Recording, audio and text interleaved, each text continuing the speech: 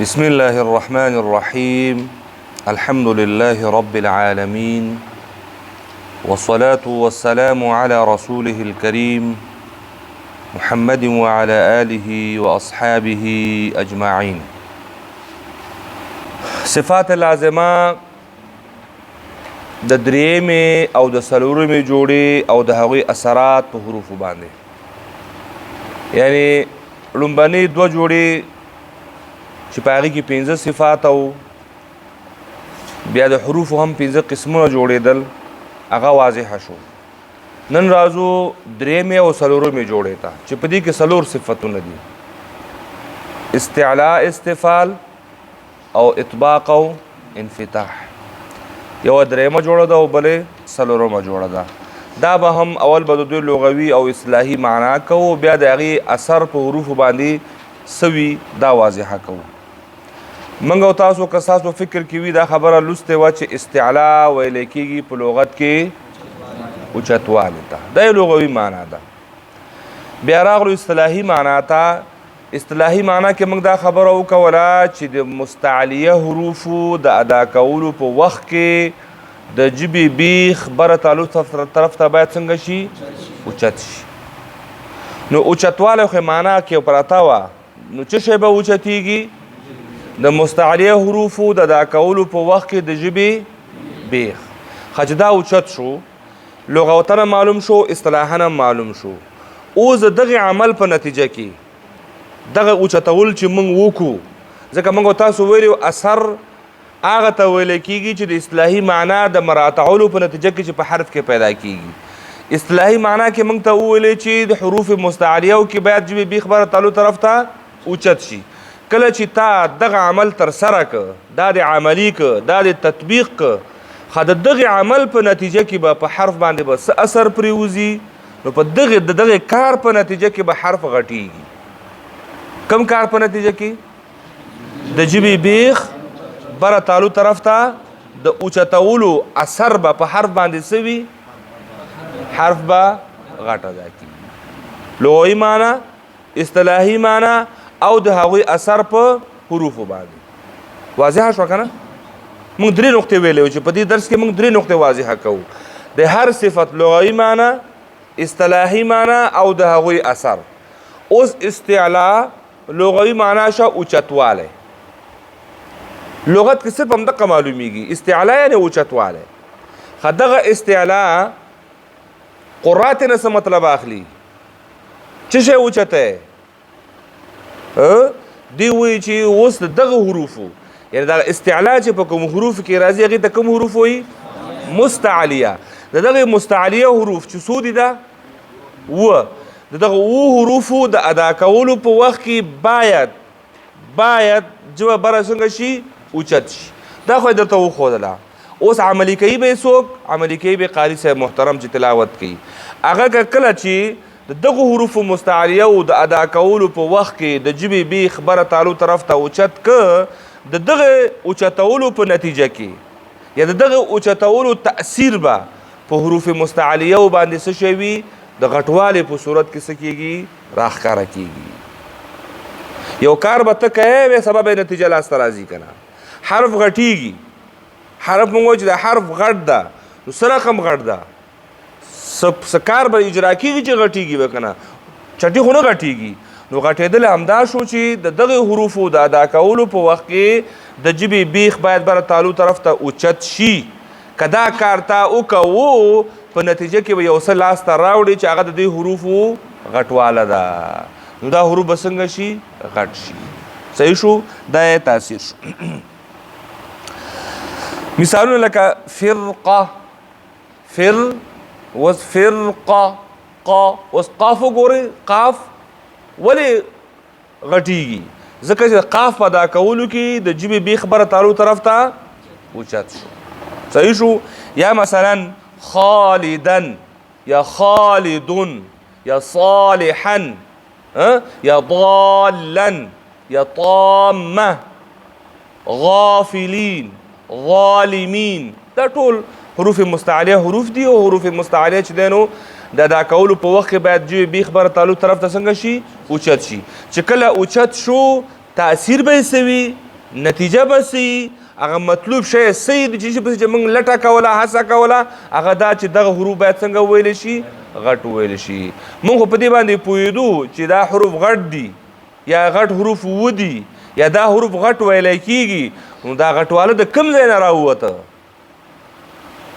دا ستا د هڅې په نتیجه کې راووته ستا هڅه څه وه ستا هڅه دا وه چې تا ته کتاب وښودله چې که ته غواړې چې دا حرف غټ کړي نو باید د جوی بی خبره تعلق طرف ته څنګه کړي اوچت کړي نو چې کله اوچت شو نتیجه اثر را میدان ته شوه یعنی استعلا چې یو صفت ده هغه راښکاره کېږي په خپلو حروفو کې د حروفو د غټوالي په صورت کې نو دلته چې د استعلا صفت ده نو دغه استعلا صفت په مستعلیه حروفو باندې چې کله تا هغه عملیه تطبیق کړله نو دا حروف څنګه ادا کېږي غټ ادا کېږي صحیح شو اوس دلته اوس موږ ته معلومه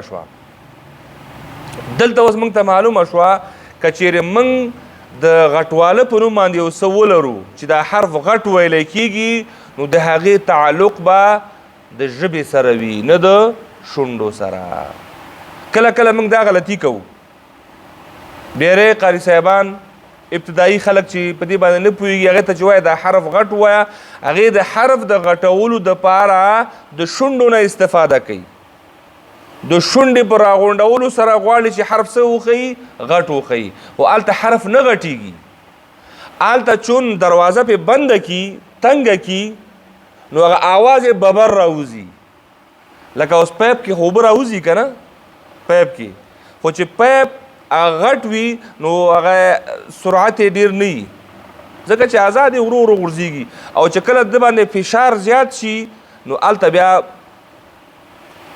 اوبه هم ډېر لرې ځای کې ویشتل کې یا تی بند کې یا مثلا شاته د ماشین قوت پسې زیاتي نو بیا دا پیپ ډک وځي چې کله ډک وځي نو فشار هم زیات وي نو چې دلته اوس ته غواړې چې یو حرف نو دا دروازه دې پې که خلا بس ژبه خو نه جګی چې ژبه د جګه نه کړه نو خوله که د خلاصه وي دا حرف نه غټېږي نو حرف تعلق د شونډو سره نه ده نو دوی بیا څه کوي په ځای د دې چې ژبه جګه کي یا په هغې پوهېږي نه یا چا پوهې کړي نه نو بیا د حرف د غټولو دپاره د شونډو نه استفاده کوي نو شونډو نه شونډ په غونډولو باندې حرف نه غټېږي بلکې د حرف آواز څه کېږي ببریږي خلاص لکه مثلا موږ وایو چې الرحمن الرحیم الرحمن الرحیم موږ وایو الرحمن سره د آواز ببریږي نه حرف ځکه د حرف تعلق د شونډو سره نشته د شونډې حروف خپله معلوم دي حرف چې د کم ځای نه ادا کېږي اوس دا حروف د ادا کېږي د ژبې نه نو ژبې چې ادا کېږي د ادا کولو په وخت کې کم کیفیت باید پکې راشي ژبه باید پورته شي ولې باید پورته شي ځکه دوی کې استعلا ده ښه چې استعلا پکې ده د استعلا د وجې نه چې دا ژبه پورته شوه نتیجه به صحیح نو دا حروف به په خپله غټ ادا کېږي دغه ته ویلی کېږي اثر صحیح شو استفال خو د ضد ده مخکې نه پېژندلی ده هغه حروف چې مستعلیه نه دي نو هغه به مستفله وي څو حروفه مستعلیه شو متباقي څو پاتې شول ټول مستفله ها د استعلا معنا څه وه د استفال معنا به صحیح ضد دی که نه ها استعلا کې څه عمل تر سره کېده ژبه پورته جګېدله اوس به ژبه پورته نه جګي هلته د ژبې د پورته کولو نتیجه او اثر سو د حروفو غټوالی دلته چې ژبه نه جګېږي نو حروف هم نه غټېږي لہذا استفال لغوي معنا شوه ښکته پاتې کېدل یعنی کوم حروفو کې چې استفال وي هغې ته به کوم حروف وایي مستفله د مستفله حروفو ادا کولو په وخت کې ژبې بې خبره نه جګېږي لاندې پاتې کېږي ټیټ پاتې کېږي ښه چې دغه لاندې پاتې شو د لاندې پاتې کېدلو نتیجه به څه وي په دې حروفو باندې اثر به څه وي په دې حروفو باندې د حرف باریک ادا کېدل لہذا اوس که چېرته موږ غواړو چې حرف غټ ادا کړو باید کوم عمل تر سره کړو ژبې بیخ باید بره تعلق طرف ته اوچت شي اوس که کوم حرف غواړو چې دا حروف باریک نه دي نو هغې کې به څه کوو ژبه به ټیټ پاتې کوو جبه به لاندې پاتې کیږي نو د جګېدو په صورت کې به اثر په حروفو باندې د غټواله په صورت کې ښکاره کیږي او د ټیټ پاتې کېدلو په نتیجه کې او د هغې اثر به په مستفله حروف باندې یعنی استفال اثر په مستفله باندې به د باریکېدو په صورت کې څه کیږي راښکاره کیږي او د استعلا د صفت اثر په مستعلیه حروفو باندې د غټوالي په صورت کې څه کیږي راښکاره کیږي یو څوک مثلا طامه طا دې ولې غټه وویلې ځکه دې کې استعلا ده استعلا هدف څه شی ده د حرف غټول دا غټول کم ځای نه منځته راغلل ژبه مې پورته کړله د پورته کېدلو په نتیجه کې حرف غټ شو یا مثلا بل حرف ده مثلا صالحا کې صاد ده صحیح شو خو بل طرف ته انسان سین ده صحیح شو انسا کې ولې ژبه نه جګی ځکه دا مستفله ده او دې کې کوم صفت پروت ده استفال ده او استفال چې پکې پروت دی باید ژبه پورته نشي خو چې کله ژبه پورته نشوله نتیجه به صحیح هدف به صحیح د ژبې لاندې پاتې کېدلو په نتیجه کې موږ څه غواړو موږ دا غواړو د حرف باریک شي نو دغه استفال صفت په مستفله باندې اثر دا ده چې دا حروف به څنګه ویل کېږي باریک ویل کېږي مثلا کافرون اوس کافرون او کافرون تو څه وجه کافرون اوس کو سره کاف نه غټېږي د کاف اواز څه کېږي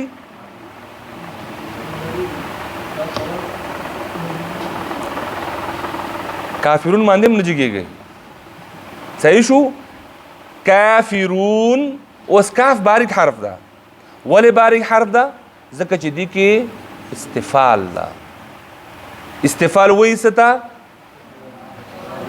ټیټوالی دا ټیټوالی به کله منځته راځي کله چې د دې حروفو د دا کولو په وخت کې موږ ژبه پورته نه کړو تا نه مطلوب تا نه ده که نه ته به نه پورته کوې خلا چې نه پورته شو یا دا عمل ترسره شو موږ وایو چې اصطلاحي تعریف د عملي کولو په نتیجه کې اثر چې په حرف کې راځي هغې ته یعنې څه نتیجه چې په مرتب کېږي هغې ته ویلی کېږي اثر دلته اوس اثر څه شی شو قاري صاحب اثر څه شی شو باریکه لوستل صحیح شو وصلى الله تعالى على خير خلقه محمد وعلى آله وأصحابه أجمعين